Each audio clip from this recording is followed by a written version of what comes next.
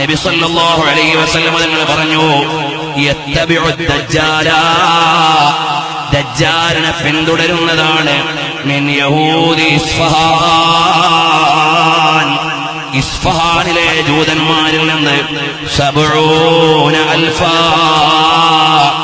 70,000 ആളുകൾ ദജ്ജാലിനെ പിന്തുടരുന്നതാണ്.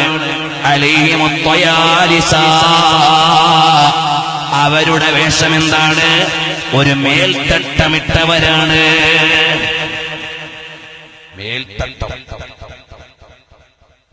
എന്ന് പറഞ്ഞാൽ ഒരു മുണ്ടെടുത്ത് തലയ്ക്ക് ഇങ്ങനെ രണ്ട് സൈഡിലോട്ടും ചായച്ചിടുക, തട്ടമിട്ട് നടക്കുക.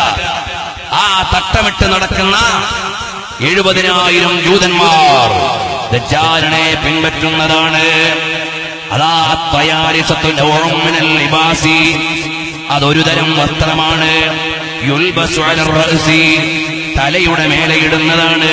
വയുസ്ദലു അലാ ബഖിയത്തിൽ ബദനി, രണ്ട് ഭാഗത്തേക്കും ഇങ്ങനെ തൂക്കിയിടുന്നതാണ്.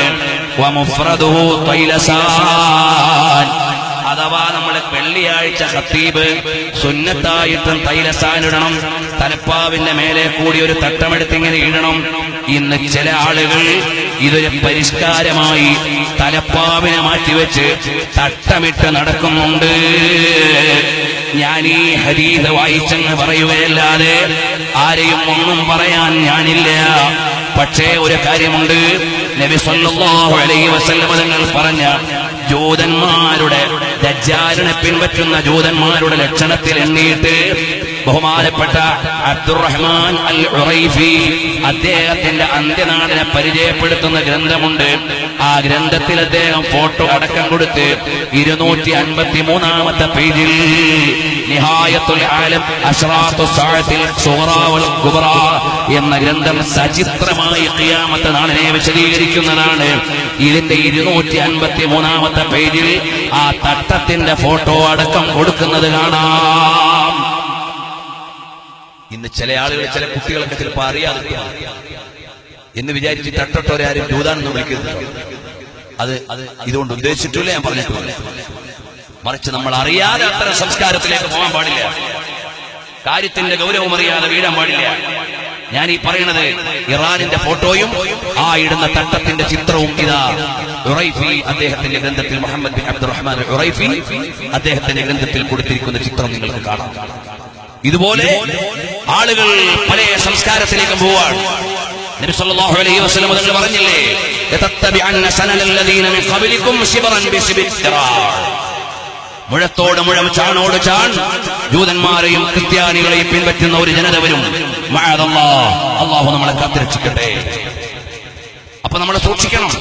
ചില ആളുകൾ തലപ്പാവ് തട്ടിക്കളഞ്ഞിട്ടാണ്, തലപ്പാവിനെ മാറ്റിവെച്ചുകൊണ്ട് ഇത്തരം വേഷത്തിലേക്ക് മാറുന്ന ആളുകളുണ്ട്. അങ്ങനെ അതിൽ പെട്ടുപോകാൻ പാടില്ല. മുത്തഅല്ലിമീങ്ങളോട് പ്രത്യേകം പറയുകയാണ്, വേണ്ടുന്നതാ പുരുഷന് തലയിൽ കെട്ട്, അവനത് കിരീടം എന്നലിയെ തൊട്ട്, കെട്ടുന്നതും നിന്നിട്ട് തന്നാകേണ്ടതാ, ഇരുന്നിട്ട് ചെയ്തൊനാടി കെട്ടാത്തതാ, നബിക്കുള്ള തൃക്കൈ കൊണ്ട് തലയിൽ കെട്ട്, കെട്ടിക്കൊടുത്തിട്ടലിയ ഖൈബറിൽ വിട്ട്,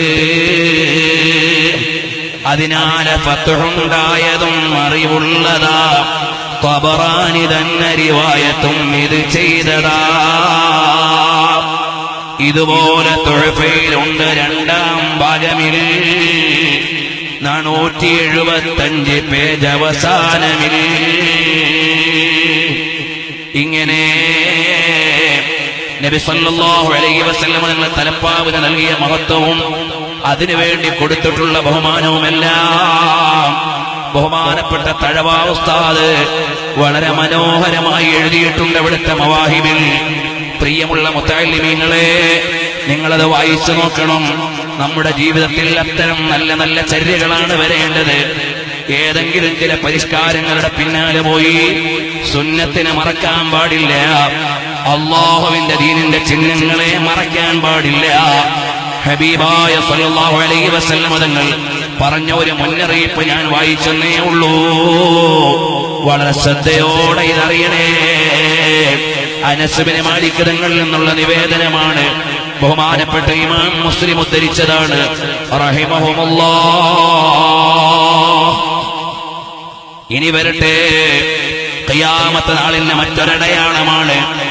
ആരൊക്കെ എവിടൊക്കെ പ്രതിയാകുമെന്നൊന്നും എനിക്കറിയില്ല. പക്ഷേ പറഞ്ഞത് വായിക്കാനല്ലേ കഴിയൂ.